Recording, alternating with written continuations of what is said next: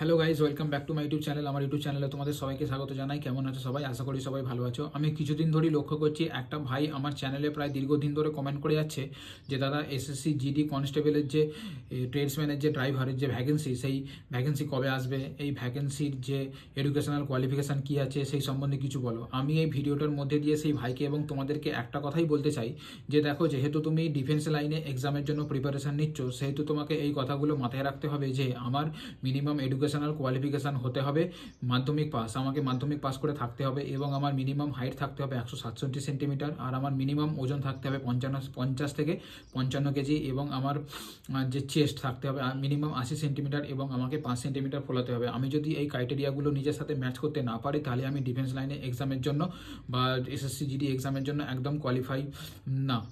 আর রইল বাদ আমাদের এসএসসি জিডির যে ট্রেডসম্যান ড্রাইভারের ভ্যাকেন্সি, সেটা কিছুদিনের মধ্যেই চলে আসবে। একটা প্রসেস তো চলছে আমাদের যে এসএসসি জিডি কনস্টেবলের, কিছুদিন আগে অ্যান্সার কি রিলিজ হলো, এরপর একটা কাট অফ বেরোবে, তারপরে ফিজিক্যালের জন্য সবাইকে ডাকা হবে, ফিজিক্যাল টেস্টের জন্য ডাকা হবে। তোমরা ফিজিক্যালের জন্য প্রিপারেশান নিতে থাকো, সাথে সাথে পড়াশোনাটাও চালিয়ে যাও।